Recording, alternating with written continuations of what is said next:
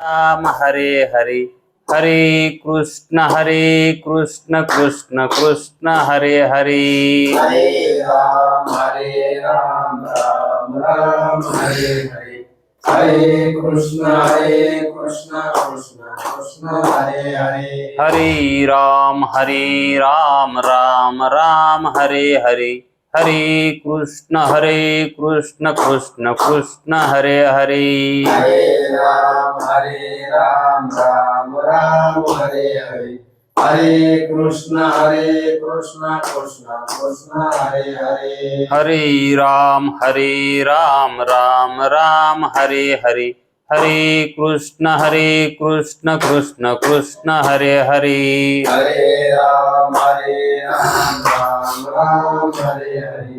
हरे कृष्ण कृष्ण कृष्ण हरे हरे।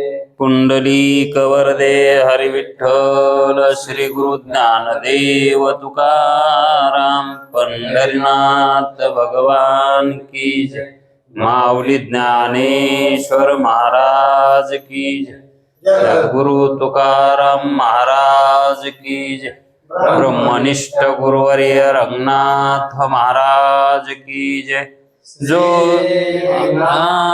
एकम गुरुर्नवमी साखरे नाम विश्रुतम येषां चरण सानिध्यात् जीवा मुक्ता भवन्ति। साखरे वंशविख्यातं ज्ञानदानपरायणम् विनायकं गुरुर्वन्दे भवबन्धैमुक्तये। श्रीरङ्गनाथं गुरुराजवर्यं मुमुक्षूणां ज्ञानदानेकदक्षं प्रभावती क्षेत्रनिवासिनं नमामि वेदान्तविदां वरिष्ठं पुण्डलीकवरदे हरिविठ्ठल। पंढरीनाथ भगवान की जय। माऊली ज्ञानेश्वर महाराज की जय। जो आनंद सत्य प्रकाश विभू आणि आधार नाम रूपास बुद्धी न जाणे आणि जाणे ही त्यास तो अपार शुद्ध परमात्मा मीच्याशी माझे अपार स्वरूप समुद्रावरती जणू तरंग ब्रह्मा विष्णू महेश गणपती सूर्य चंद्र वरुण यम मिरविती देवी कुबेर ही तैशेची जो सर्वज्ञ आणि दयाघन मुनी हृदयी ज्याचे करीती ध्यान त्याचे बुद्धी उपाधी करुण मिथ्याभान मजची माझी होतसे ज्याच्या अज्ञाने भाषे जगत जसा दोरीवरी सर्प दिसत परी दोही ठाई ना सर्प जगत ते स्वतंत्र आणि स्वयं ब्रह्म मीची असे पुण्य पुरुषी सदैव निष्काम बोध प्राप्ती कारणे भजावा राम तो मीची आहे आत्माप्त काम तरी नमन कवना करावे म्या जयांचे केलिया स्मरण सकळ विद्येचे होय अधिकरण तेची वंदू श्री चरण श्री गुरूंचे ते नमस्कारोनी आता चला विचार सागर तरंग 5वा परिच्छेद 12 मायेचा स्वीकार करणे आवश्यक आहे. कुणासाठी? ज्याला अजातवाद पटत नाही त्याच्यासाठी मायेचा स्वीकार करून विवर्तवाद पटवून घेणे हाच उपाय आहे. आणि ज्याला अजातवाद पटला, बांधला आणि मुरलाही आहे, त्याला मायाच नाही. कुणाला माया आहे, कुणाला माया नाही, कुणाला ईश्वर आहे, कुणाला ईश्वर नाही, कुणाला ब्रह्म आहे, कोणाला ब्रह्म नाही, कुणाला जीव आहे, कुणाला जीव नाही, कुणाला देह आहे, कुणाला देह नाही. ही जी तफावत आहे ही केवळ त्याच्या अधिकारावर आहे. एकाला देह मी आहे असं वाटतंय, तर एकाला वाटतंय मी देह नाही, मी जीव आहे. जगातले वर्ग कसे आहेत पहा.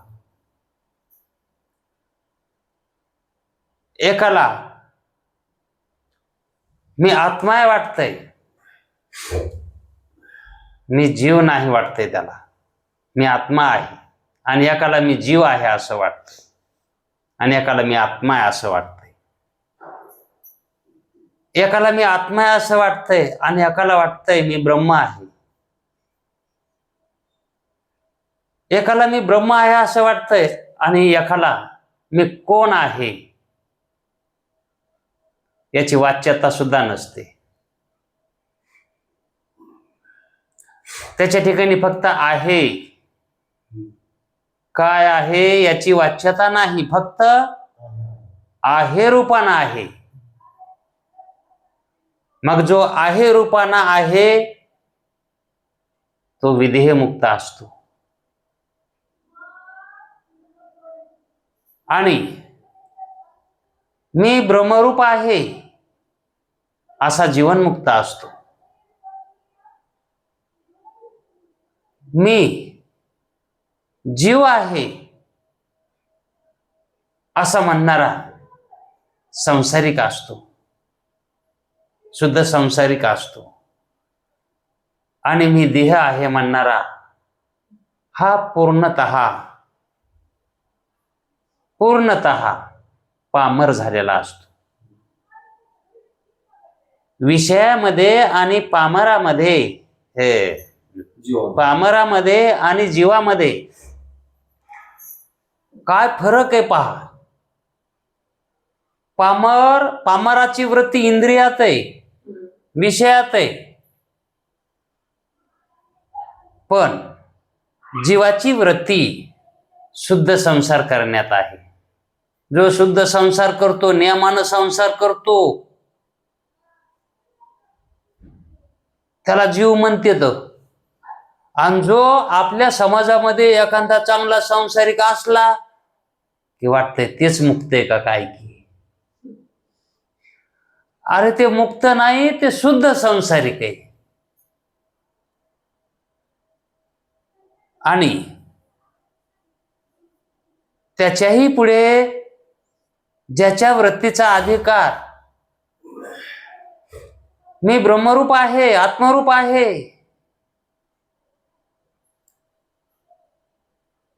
अशी ज्याची वृत्ती झाली तो मुक्त आहे. कशातून? जीवातून. त्याच्या अगोदर कोणती वृत्ती होती? त्याची जीववृत्ती होती, है का नाही? त्यानं इंद्रिय वृत्ती सोडून जीव वृत्तीत आला होता आणि जीव वृत्तीत येऊन त्यानं परमार्थ केला आणि जीववृत्ती सोडून दिली आणि आत्मवृत्ती त्यानं धारण केली. तो मुक्त झाला. कशातून? जीवातून. मग शुद्ध संसारी हा मुक्त आहे, पण कशातून? इंद्रियातून. अशुद्ध संसारातून. तो बी मुक्त आहे, पण कशात? संसारातच आहे ते, फक्त अशुद्ध संसारातून मुक्त आहे. आणि जीवनमुक्त हा जीववृत्तीतून मुक्त आहे, है का नाही? आणि काही वृत्तीचा अधिकार असा आहे की मुक्ततेमधून सुद्धा मुक्तता पावला आहे. मुक्ततेमध्ये सुद्धा मुक्तता करून घ्यायची आहे. मुक्तता म्हणजे जशी जीवता आहे तशीच मुक्तता आहे. जसा जीव मी जीव आहे म्हणतो तसाच जर मुक्त मी मुक्त आहे म्हणू लागला तर काय फरक आहे?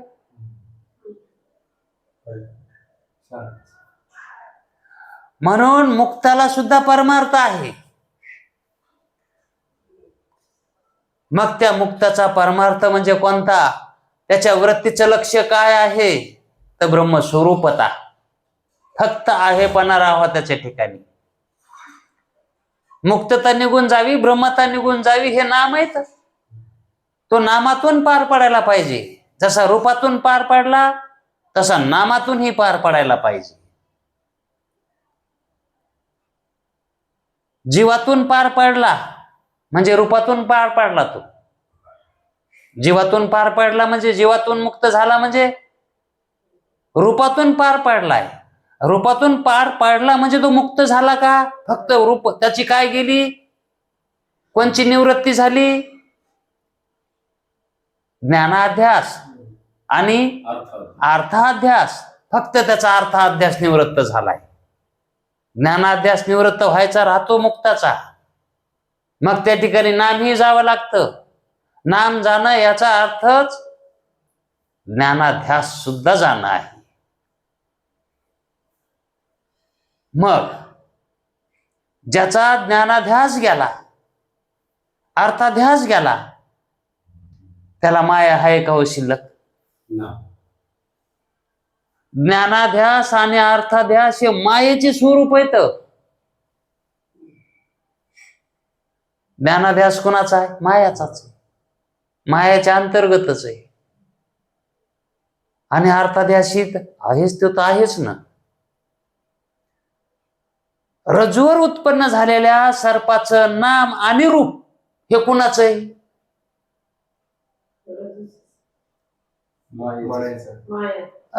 नाही समजलं की लगेच चिकडं याच. हा, कारण हे मुकुटमणी ना, हा दृष्टांत शास्त्रातला. हा, त्याच्याकडे आलं की याडा बराबर बसवते.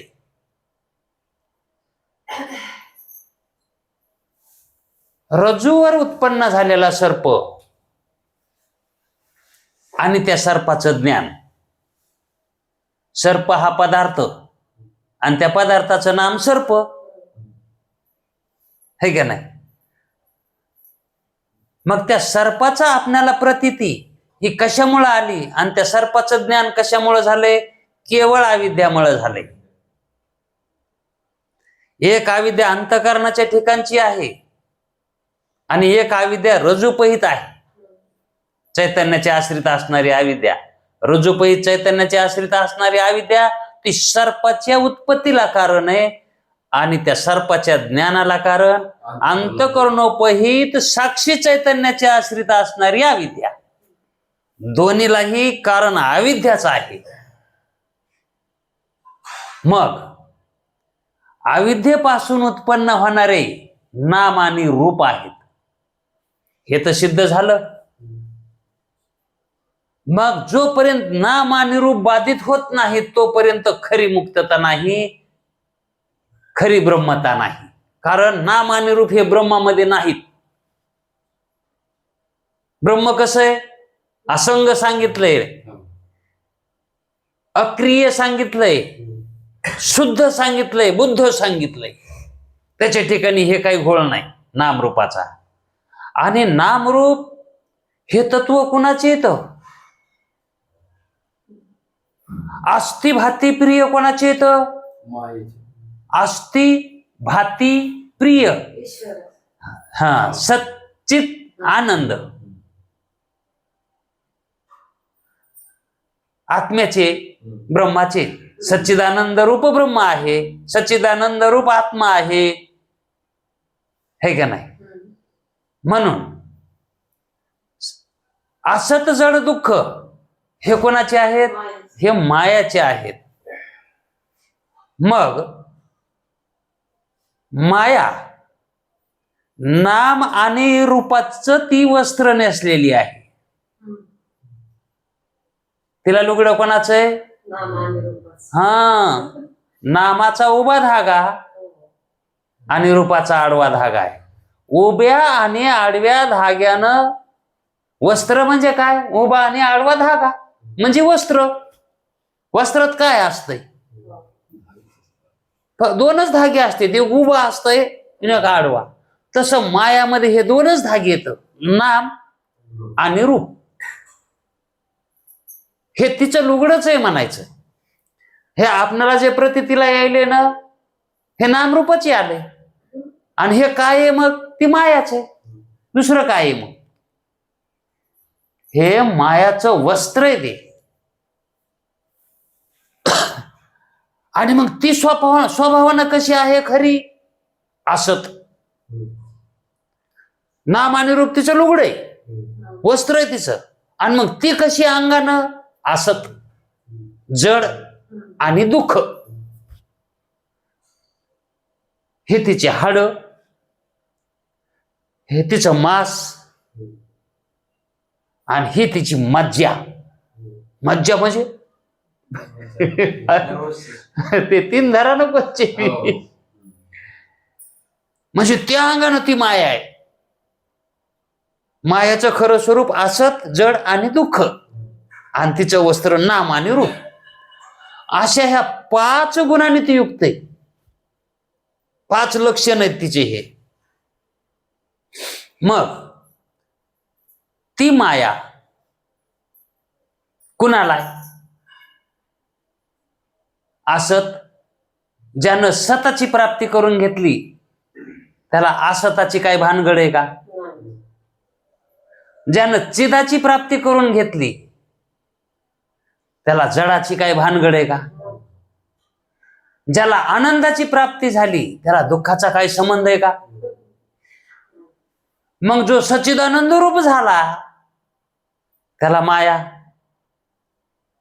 म्हणूनच समूळ माया नुरे जेव्हा विश्व ब्रह्म होईल तेव्हा तो विश्व ब्रह्म झाला. ते खरं ब्रह्माचं स्वरूप, ती खरी मुक्तता. कृत्य सरलो देखा त्याला म्हणायचं. मग ही माया कुणाला सांगायची? कुणालाही सांगाय जमती का? जो सिद्ध झालाय त्याला मायाच नाही. आणि ज्याला सिद्ध व्हायचंय त्याचाच प्रश्न आहे. प्रश्न कोणाचा आहे? ज्याला सिद्ध व्हायचंय है का नाही, त्याचा प्रश्न आहे. माया मानावी का न मानावी? मग मुमुक्षुला कुणाला सिद्ध व्हायचंय? तोच निघालाय ना भाया सारून, आच्यापाच्या खाऊन. त्याला लय मुक्त हो वाटायलंय ना. मग त्याला जास्त भानगडीत न टाकता शास्त्र, सद्गुरू हे त्याला अजातवाद सांगतात की तू ब्रह्मरूपच आहेस. तत्वमसी हा बोध करतात, तू ब्रह्मरूपच आहेस. पण त्याला त्याच्याच ठिकाणी संशय विपर्यास निर्माण होतात की मी ब्रह्मरूप कसा असू शकेन. अहो, ज्याला तू ब्रह्मरूप आहेस असं म्हणल्याबरोबर जर वाटत नसेल तर त्याच्या ठिकाणी दोष शिल्लक आहेत, है की नाही? मग त्या दोषानं त्याला तो महावाक्याचा बोध अंगीकारता येणार ना, ते घुसना ना मला. म्हणजेच त्याला त्या महावाक्याचा उपदेश प्राप्त होण्यासाठी अधिकार कमी पडायला. मग ज्याचा अधिकार कमी पडायलाय, ज्याला पटा नाही अजातवाद, ज्याला पटा नाही म्हणजे अधिकार कमी पडायलाय. मग ज्याचा अधिकार कमी आहे, अजातवाद पटत नाही, अशाला विवर्तवाद सांगावा लागतो. पर्याय काय आहे दुसरा? मग खाली उतरावं लागतंय ना. मग मग विवर्तवाद सांगायचा म्हणल्यावर त्याच्यामध्ये एक तत्व सांगायला जमत नाही, दोन तत्वाचा स्वीकार करावा लागतो. भेद ज्ञानाचा स्वीकार करावा लागतो. विवर्त सांगायचा म्हणजे भेदच सांगायचा ना, कारण एकामध्ये कोणतीच क्रिया घडत नाही, ब्रह्मामध्ये कोणतीच क्रिया घडत नाही, मग त्याला विवर्त सांगायचा आहे. मग कशात विवर्त व्हालाय ते उपादान कारण घ्यावं लागेल का नाही. उपादान कारणाचा स्वीकार केल्याशिवाय गत्यंतरच नाही.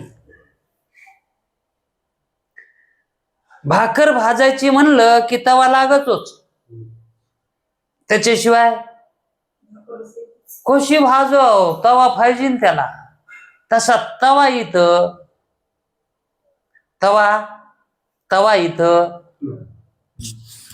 हा तवा घ्यावा लागेल. कोणता? मायेचा. म्हणून ते म्हणतात मायेचा स्वीकार करणे आवश्यक आहे. पण कुणासाठी? मुमुक्षूसाठी. कोण्या मुमुक्षूसाठी? ज्याचा अधिकार कमी आहे, ज्याला अजातवाद पठाण आहे, अशा मुमुक्षूसाठी मायेचा स्वीकार करावा लागतो. कुणाला? शास्त्राला, गुरुला. सांगायचंय कोणाला? आणि सांगणार कोण आहे? आणि कोणाला स्वीकार करायचा आहे? मग सांगणाराला. कशानं सांगाव? त्यानं कसं सांगाव? सांगणाऱ्याला गरज आहे का ऐकणाऱ्याला गरज आहे? विवर्तवाद कोणाला सांगायचा आहे? मुमुक्षूला सांगायचा आहे का नाही? आणि कोणी सांगायचा आहे? आणि मग त्याला विवर्तवाद सांगायला काय घ्यावा लागल? माया शिव करावा लागल, नाही तर शब्दच निघणार नाही. शब्द कसा काढायचा? ब्रह्मात बोलणं नाही, ब्रह्मात वाणीच नाही, आणि वाणीतून शब्द काढायचा भ्र जरी करायचा असलो तरी बी माया लागती ना. मग कोणाला गरज आहे मायेची? आता सांगणाराला. हा, सांगणाऱ्याला गरज आहे. पण सांगणाऱ्याला जी गरज आहे ती कोणासाठी आहे? बघा, कारण जो स्वीकार करायला आहे तो कोणासाठी स्वीकार करायला आहे? मुमुक्षूसाठी स्वीकार करायला आहे. मग याचा जो स्वीकार आहे शास्त्रगुरूंचा, हा मायेचा स्वीकार कसा असेल? सत्यरूपानं असेल. हा, बाधित रूपानं. माया कशी स्वीकारणार? ते बाधित रूपानं, कल्पित रूपानं तो स्वीकारणार. म्हणून शास्त्रानं मायाचा स्वीकार जो केला आहे तो कसा केलाय? हा, कल्पित माया मानली, अशी माया स्वीकारली आहे.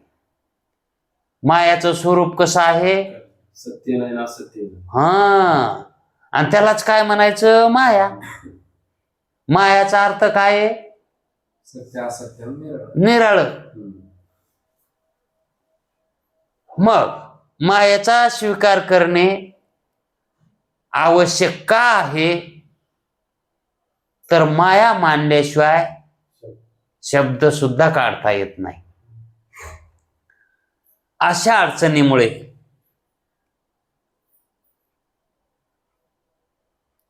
पुत्रादी कार्याच्या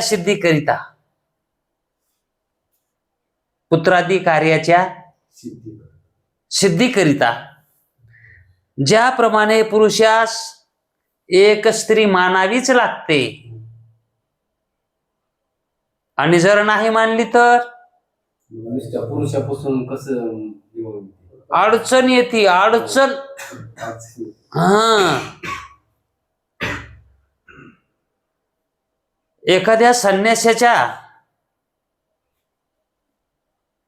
कुटीच्या समोर किंवा आश्रमासमोर तहाना लेकरू जर खेळत असेल आणि तिथं जर एखादा प्राज्ञचक्षुष जर गेला आणि गेल्या गेल्या त्याला दर्शन कशाचं होतं? लेकराचं होतं. आणि तो गेलाय कुठं? ऋषीच्या आश्रमात गेलाय, संन्यासीच्या आश्रमात गेलाय. मग तिथं त्यानं ते बाळ बघितल्यावर त्याची वृत्ती काय जाणेल? संन्यासी नाहीत म्हणून बाळ दिसायले. इथं बाळ कस काय? इथं तर संन्यासी आहेत, बाळ कसं काय?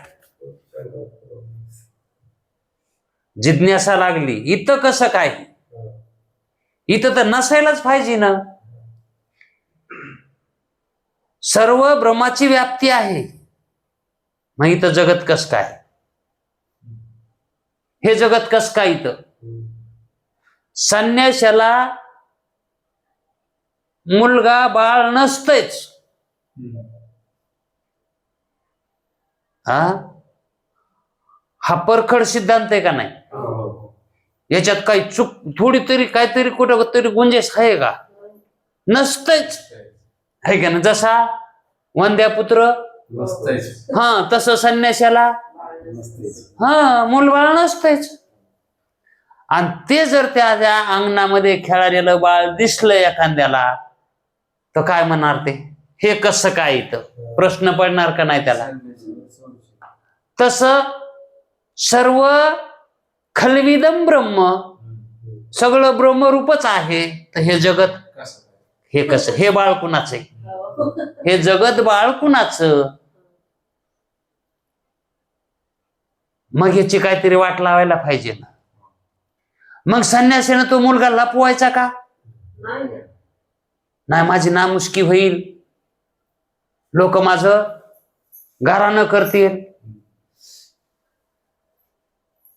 मग त्या ठिकाणी जशी एक स्त्री मानावीच लागते, कुठं? आश्रमात. स्त्री तिथं मानल्याशिवाय ती व्यवस्थाच लागत नाही, संगतीत लागत नाही. बाळ कुणाचं आहे मग ते? अहो एखादा म्हणे अहो त्या संन्याशाचं आहे ना. कोणाचं आहे? हो, आता आपल्या समाजामध्ये विचारा ना, हा मुलगा कोणाचा आहे? धडक मध्ये त्याच्या बापाचा आहे, त्याच्या बापाचं नाव सांगते तो, त्याचा आहे. आता तो त्याच्यापासून झालाय का? उपादान कारण आहे का तो? आणि उपादानाला महत्व नाही तर उत्पत्तीमध्ये, उत्पत्तीमध्ये महत्व कोणाला द्यावं लागत? आणि मग त्याची आई आहे का नाही? उपादान कारण कोण आहे? आई आहे. मग तिथं संन्याशाच्या घरी एक आई त्या मुलाची मानावी लागेल. आणि आई मानली तर संन्यासी संन्यासी राहील का?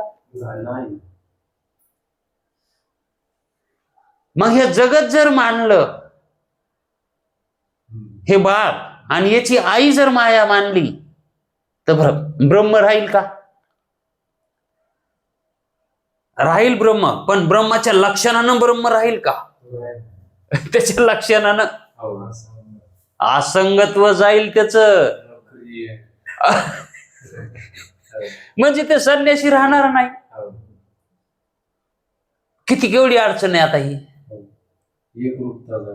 हा, मग माया मानल्यावर किती भानगडी येतात बघा. तसा संसाराला लागल्यावर माणूस किती भानगडी येतात ते याच्यावरून कळा. लग्न केल्यावर किती भानगडी येतात, माया मानले की किती भानगडी येतात.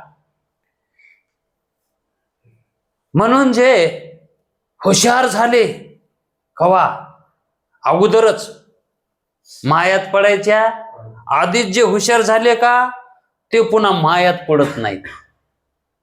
याला म्हणायचं हे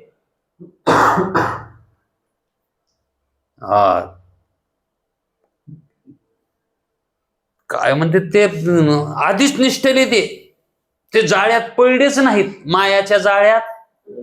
हा सावधान हा अगोदरच ते रामदास मुनीसारखं सावधान म्हणले की सावधान झाले ते. मग ही माया कुणासाठी सांगितली तर साधारण अधिकाऱ्यासाठी. मग संन्यासाच्या ठिकाणी त्या पुत्राची सिद्धी जर करायची असेल तर एक त्याची आई माया मानावीत लागते, त्याच्याशिवाय निर्वाह होत नाही. मग त्या संन्यासाचं संन्यासत्व राहील का?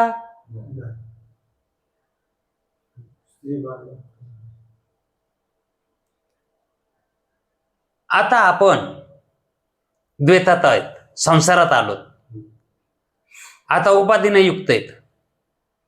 आपणाला देह आहे, पंचमहाभूताचा देह, मायाचा देह आहे आणि त्या देहाने युक्त आपण आहोत. आणि आपणाला वेदाचा महावाक्याचा उपदेश झाला आणि आपण ब्रह्मरूप झालो, आपली तशी अनुभूती झाली.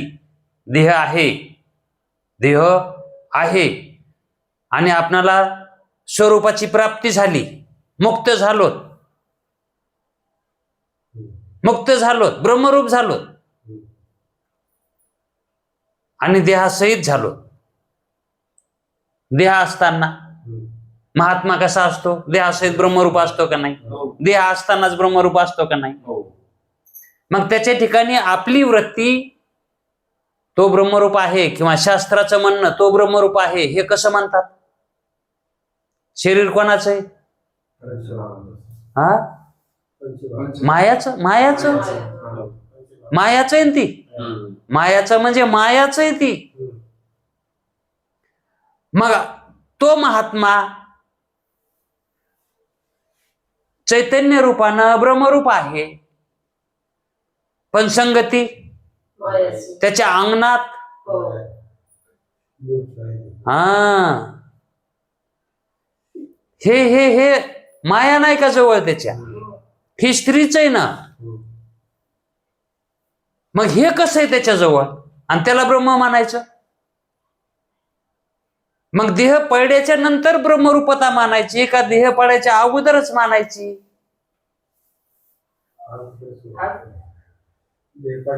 याच देही असा माऊलीचा सिद्धांत आहे. मग माऊलीचा सिद्धांत आपल्याला पटतो का नाही हे आपल्याला कळून पटावा.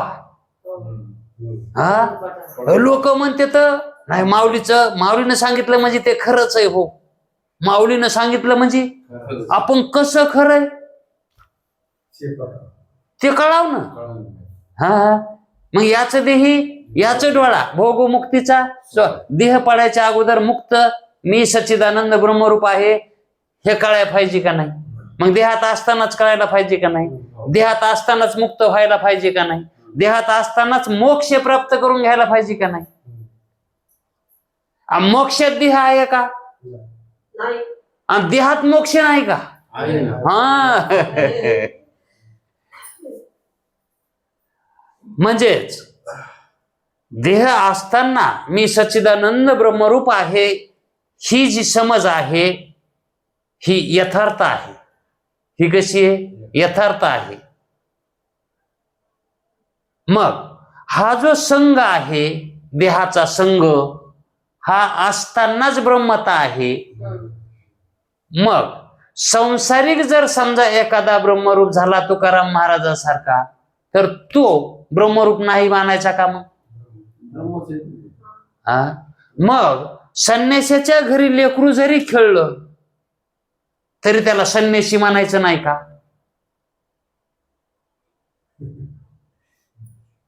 संन्यासी म्हणजे काय? संन्यासी सहमध्ये सहचारामध्ये अन्यास आहे त्याचा, न्यास नाही, अन्यास आहे. हा,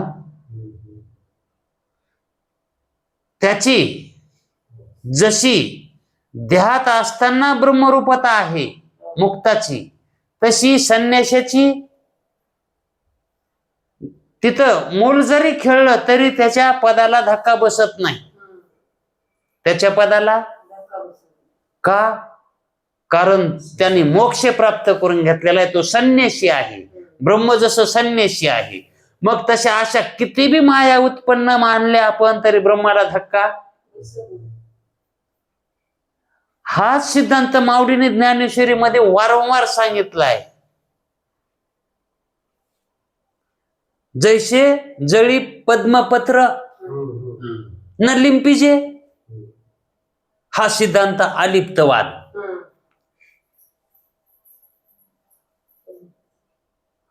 हाच अलिप्तवाद श्रेष्ठ आहे. कारण जे संसारात येतात का तेच मुक्त होतात, आणि ते संसारिकच आहेत. जे संसाराला येतात का ते संसारिकच आहेत. कारण उपाधी हाच त्यांचा संसार आहे, देह हाच त्यांचा संसार आहे, जन्मन मरण हाच त्यांचा संसार आहे. आणि जे जन्माला आले की ते देहाला घेऊनच आलेत, म्हणजे ते संसारातच आलेत, आणि संसारात येऊनच मुक्त व्हायलेत. मग मायाचा संग सोबतच आहे, आणि सोबत असताना मायातून मुक्त व्हायचे. मायात असताना असोनी संसारी, संसारात असूनच मुक्त होता येतंय, संसारात नसून मुक्त होता येत नाही. संसारात आलेल्यालाच मुक्त होता येतंय. म्हणून माऊली तसं म्हणले, असोनी संसारी जेव्हा वेगू करी ऊर्ध्वगती कर.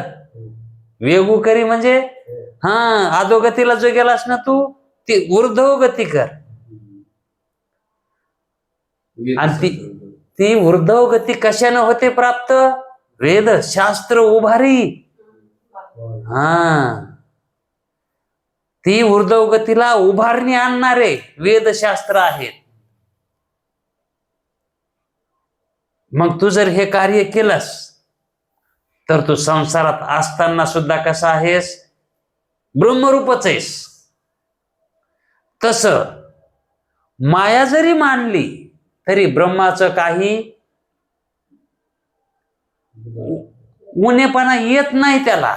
मानली म्हणून काय झालं? कोणी कोणी म्हणतोय शास्त्राला माया मानावी लागली नाही का? शास्त्राला सुद्धा माघार घ्यावा लागली. मला एकदा कीर्तन करताना एक जण म्हणला होता, मानावं लागते का नाही मग माया? महाराजच होता तेवी. मी म्हणलं मानावं लागते, पण कशी सांगितली मानायची ते लक्षात आहे का?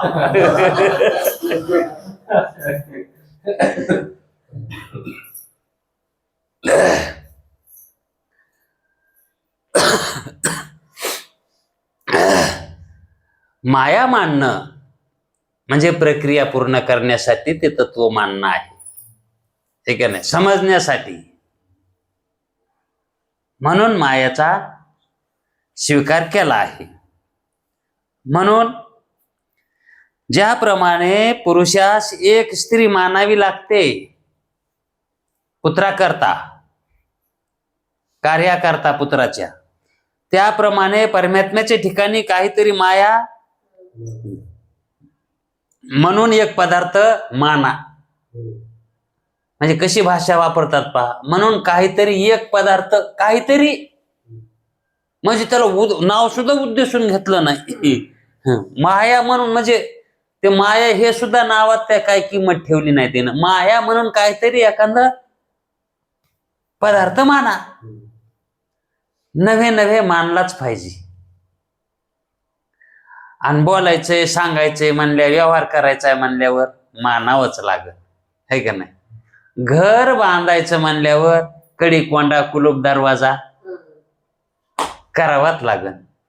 तसं शास्त्र सांगायचंय किंवा उपदेश करायचाय म्हणल्यावर माया मानावीच लागते. पण तोही उपदेश कोणाला करताना, ज्याचा अधिकार अजातवाद संपन्न करायचा नाही अशांना, ज्याची बुद्धी ही त्या अधिकाराची नाही अजातवाद मानायच्या, त्यांना या मायेचा स्वीकार, म्हणजे विवर्तवाद सांगायचा असेल तर मायेचा स्वीकार करावाच लागतो आणि केलाच पाहिजे. त्याच्या वाचून जगताची व्यवस्थाच लागणार नाही, ते लेकराची व्यवस्थाच लागणार नाही.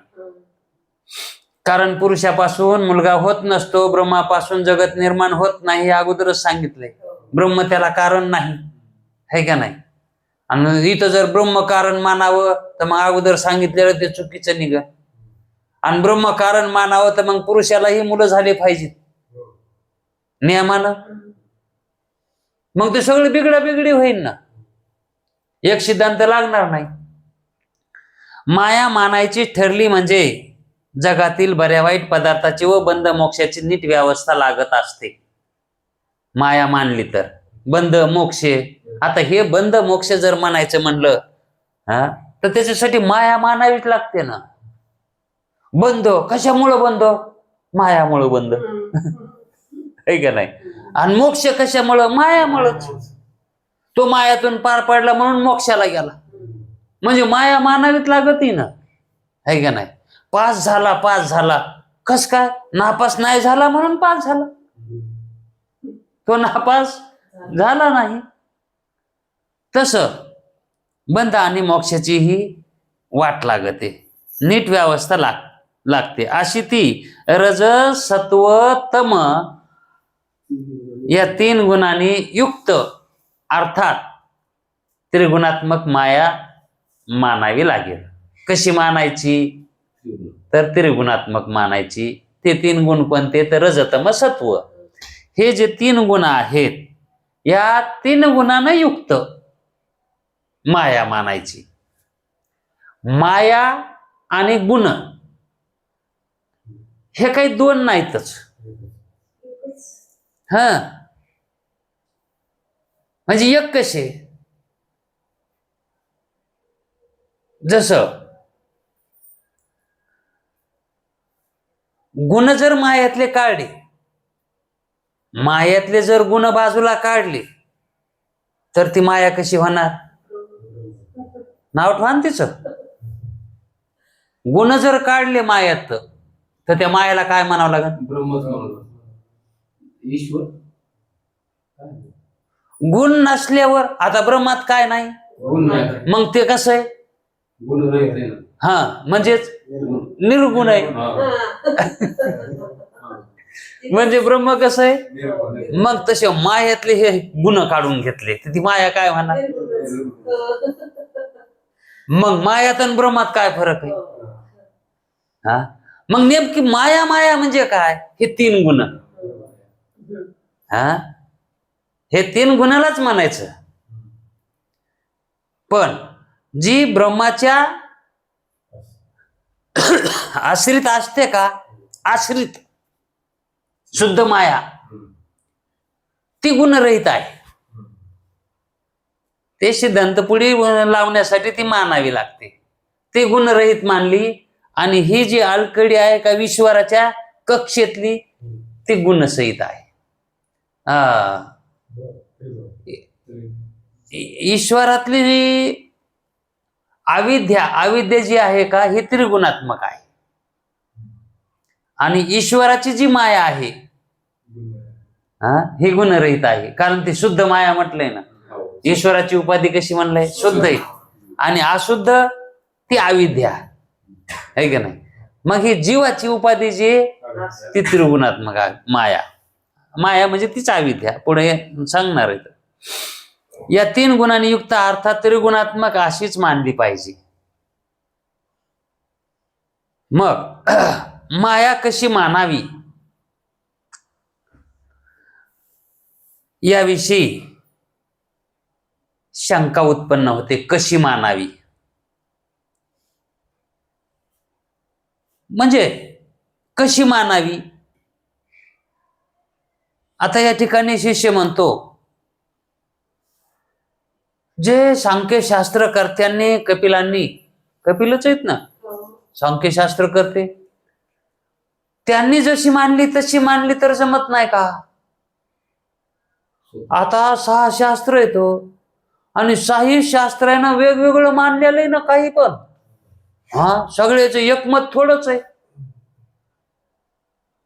मग कपिलांनी मानलेली माया ती निराळी आहे, वेदांत्यांनी मानलेली माया निराळी आहे, नैयायिकाने मानलेली माया निराळी आहे, योग्यांनी मानलेली माया योग्यांनी मानलीच नाही. योग्यांनी त्यांना मायाचा संबंधच नाही, कारण ते त्या भानगडीतच पडले नाही.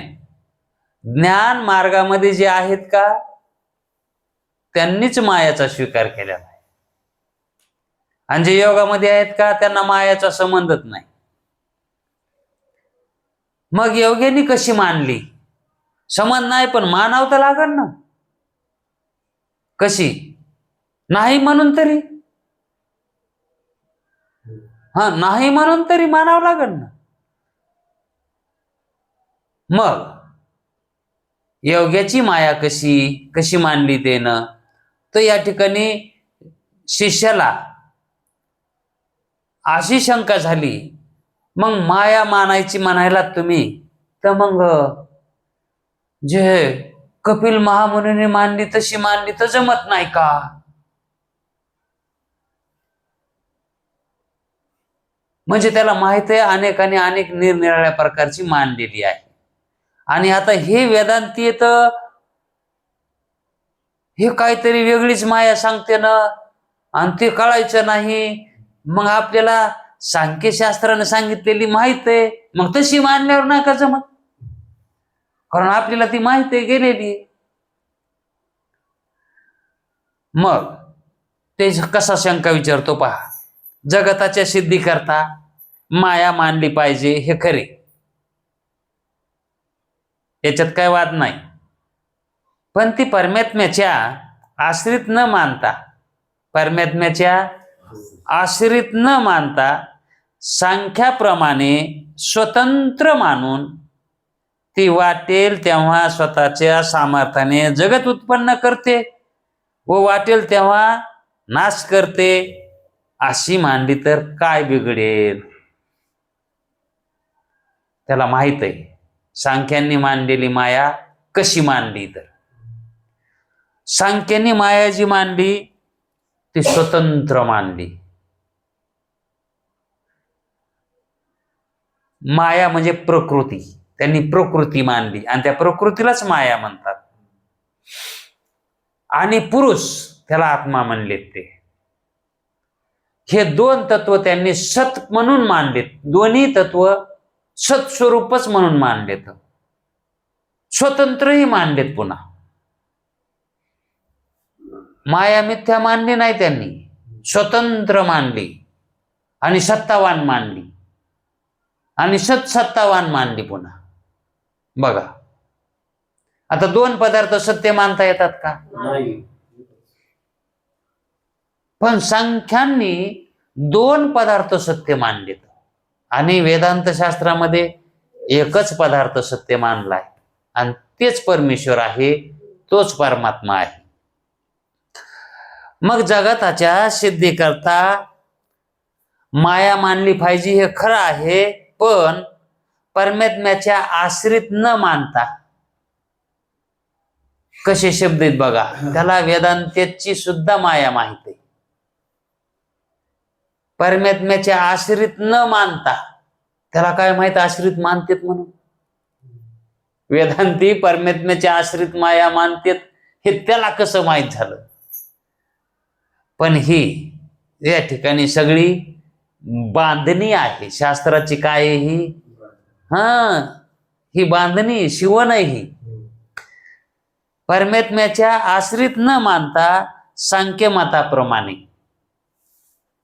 आता परमात्म्याच्या आश्रित न मानता म्हणजे वेदांताच्या मताप्रमाणे न मानता, मग कोणाच्या मताप्रमाणे मानली तर सांख्याच्या मताप्रमाणे मानली तर मग कशी मानली तर स्वतंत्र मानून, म्हणजे त्यांनी स्वतंत्र मानली, सांख्याने स्वतंत्र मानली. स्वतंत्र म्हणजे ती स्वतः सगळा डिसिजन कारभार स्वतःच घेते, तिला चैतन्याची काही आवश्यकता नाही, म्हणून तिला स्वतंत्र मानायचं. स्वतंत्र जशी एखादी घरामध्ये स्त्री नवऱ्याचं काही चालू देत नाही आणि सगळे निर्णय तीच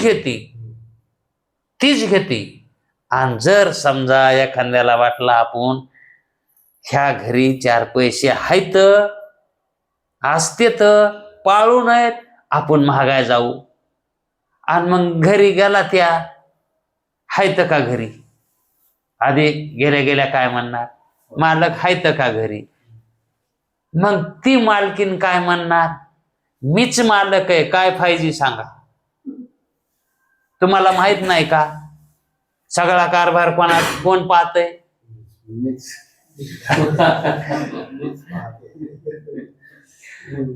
तुम्हाला काय पाहिजे ते सांगा. स्वतंत्र झाली का नाही ती, तिला गरज आहे का काही त्याची. तशी सांख्याने माया मानली स्वतंत्र, ते परमात्म्याची गरज नाही म्हणतात. ती स्वसामर्थ्याने वाटेल ते कार्य करू शकते. मग सांख्य मताप्रमाणे स्वतंत्र मानून ती वाटेल तेव्हा स्वतःच्या सामर्थ्याने जगत उत्पन्न करते. जगत जी उत्पन्न करते का, ती तिच्या स्वतःच्या सामर्थ्याने जगत उत्पन्न करते. आणि तिला जेव्हा जगाचा नाश करा वाटून का, तेव्हा ती जगाचा नाश बी करते. तिच्या मनात आलं की ती जगाचा नाश करते. अशी मानली तर काय बिघडलं, काय फरक पडतो का, असं गुरुजीला शिष्य म्हणतो. असं मानलं तर काय होतंय. गुरुजी म्हणले तसं कसं, सांख्यानं मानली तशी मानायची तू मत आहे का.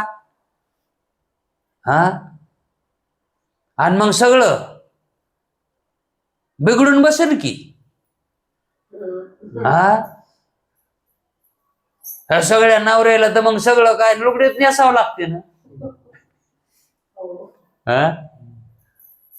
अहो तेच भट पडू द्या, ते बी तसलेच येत, नेसतेन बी, काय सांगा येत नाही.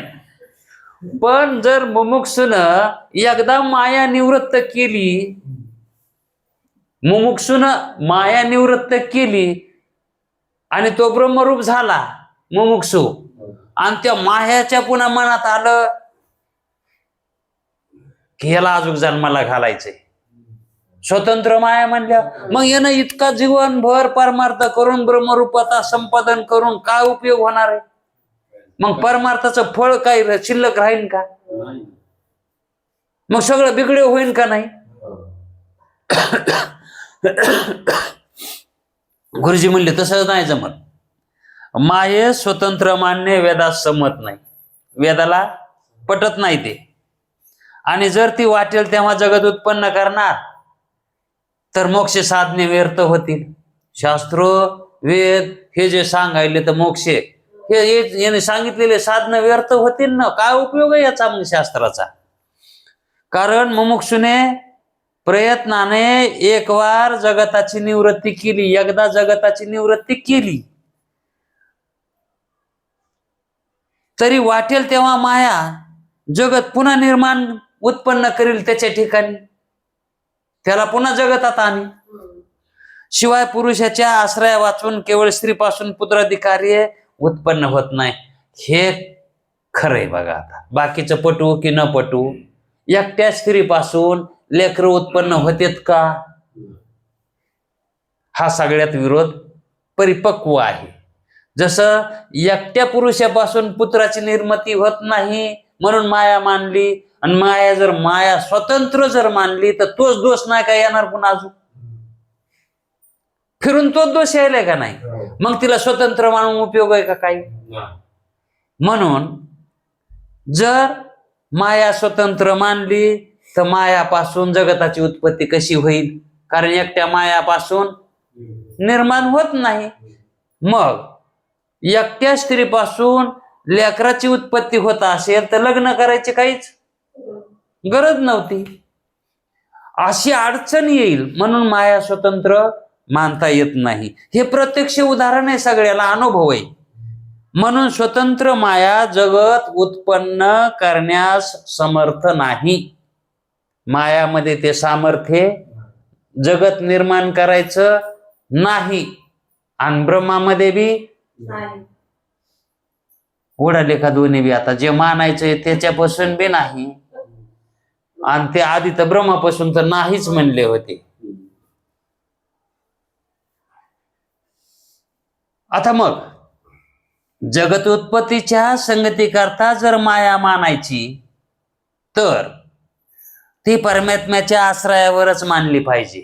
कशी मानायला पाहिजे मग ती? ब्रह्माच्या आश्रय. ब्रह्माच्या आश्रितच मानावी लागेल. ब्रह्माच्या आश्रितच मानावी लागेल. माया परमात्म्याच्या आश्रयावरच मानली म्हणजे मायेत चैतन्याचा आभास येणारच त्याच्या आश्रित मानल्यावर, है का नाही? अहो, जर एखाद्या मोठ्या बिल्डिंगच्या खाली आपलं कोपुट जरी बांधलं, झोपडं जरी बांधलं, तरी तीच सावली आपल्या कोपट्यावर येणारच ना. तशी माया आश्रित जर मानली ब्रह्माच्या, तर त्या मायेमध्ये त्या चैतन्याचा आभास आहे का नाही? मग माया परमात्म्याच्या आश्रयावरच मानली म्हणजे मायेत चैतन्याचा आभास येणारच. आणि आभास माया मिळून तो आभास आणि ती माया हे दोघं मिळून कोण होणार? साभास माया. आभास असं नीट आहे का?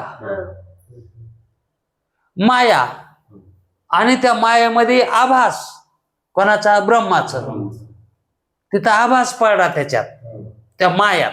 मग तो आभास आणि ती माया दोन्ही मिळून काय होणार? जगच दिसणार नाही.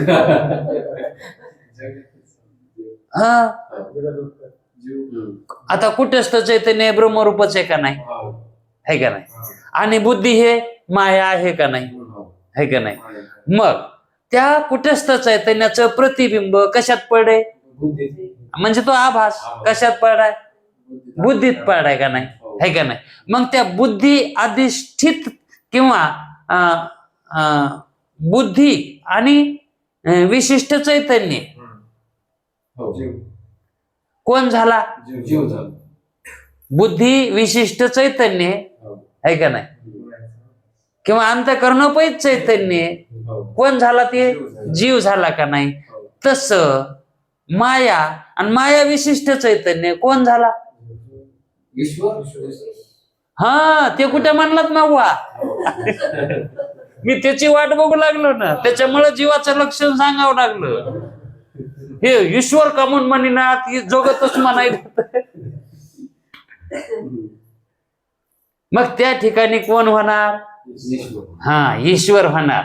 मग ईश्वर म्हणताना काय काय आलंय? माया आणि आभास, है का नाही? हे दोन तत्व यायलेत का नाही? आणि त्या दोन तत्वांना मिळून ईश्वर व्हायला. त्या दोन तत्वानं माया अधिक चैतन्य बरोबर ईश्वर, है का नाही? कुठंच अधिक बुद्धी बरोबर जीव, है का नाही? त्यावेळेस तिथं तशा ते व्याख्या करून दिलेले आहेत, है का नाही? विशिष्ट, विशेषण, उपाधी. मग त्या ठिकाणी ईश्वर मानायला काही हरकत नाही. माया तशी मानली तर, ब्रह्माच्या आश्रित मानली तर, ब्रह्माचा आभास त्या मायेत पडेल. आणि मायामध्ये जो आभास पडलेला आहे का, तो आभास ब्रह्माचाच आहे का नाही? पण तो मायात पडल्याबरोबर तो माया विशिष्ट आभास होणार, ते चैतन्य माया विशिष्ट होणार. मग माया विशिष्ट चैतन्य, त्याचं नाव काय ठेवायचं? ईश्वर. मग ते ईश्वर आणि माया हे दोन्ही त्या ठिकाणी कसे झाले? एका अंगानं झाले ना ते. हा, दोघाच्या तत्वानं एक अंग तयार झाले. डावं आणि उजवं या दोन बाजूनी एक अंग तयार झाले, एक शरीर. डावं आणि उजवं ह्या दोन्ही बाजूनं एक शरीर झालंय ना. तसं डावी बाजू ही मायाची आणि उजवी बाजू आभासाची आहे का नाही. आणि त्या दोघाचं एकच शरीर. आणि त्या एक शरीराला अर्धनारी नटेश्वर म्हणायचं. आणि तेच कोण आहे? ईश्वर. तोच कोण? ईश्वर. मग त्याला ईश्वर हे असे नाव ब्रह्मचैतन्यास प्राप्त होते. आता ईश्वर हे नाव कोणाचं? ब्रह्मचैतन्याचंच आहे का नाही. पण ते मायामध्ये संबंधित झाल्यावर, आभासित झाल्यावर तो ईश्वर झाला. व तो ईश्वर जगतास कारण आहे. मग तो ईश्वर जगताला कारण मानायचा. केवळ माया मानायची नाही, केवळ ब्रह्म मानायचं नाही. मग ज्या मायेमध्ये, मानलेल्या मायामध्ये ब्रह्मचैतन्याचा आभास पडलाय आणि त्या आभासासहित असणारी माया, मायासहित असणारा आभास हे ईश्वरता आहे. आणि तोच ईश्वर जगताला कारण आहे, जगताच कारण. त्या ईश्वराचे स्वरूप चौथ्या तरंगात चांगल्या प्रकारानं सांगितलेलं आहे. ईश्वराचं स्वरूप कशाला ईश्वर म्हणाव, काय म्हणाव, चौथ्या तरंगात विस्तारानं सांगितलेलं आहे. तरी पण मायाच्या स्वरूपाविषयी जास्त विचार करणे आवश्यक आहे. तिथं मायाचा तेवढा विस्तार केला नव्हता, है का नाही. म्हणून आता या ठिकाणी मायाचा आम्ही जास्त विस्तार करत आहोत. मग जगताला कारण कोण? ईश्वर, है का नाही. ईश्वर म्हणजे काय? माया विशिष्ट चैतन्य म्हणजे ईश्वर. मग ते ईश्वर आता सकारण कारण ठरायले का नाही, याच्यात काय वाद आहेत का? म्हणजे जे काय आपण शास्त्र म्हणते, आम्हाला जे काय सांगायचे ते कोणी चूक म्हणू नये, पण आम्ही चूकच सांगत होत. पण कोणी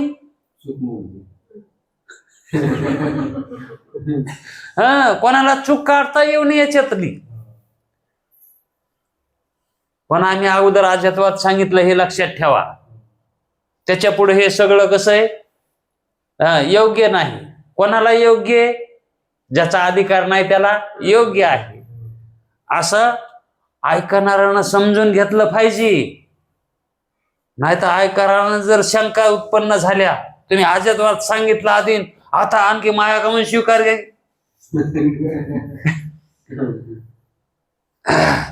कधी कधी नाही समजल्यावर हा गोळ होत असतो. म्हणून तसं अगोदरच घंटी देऊन सांगावं लागतंय.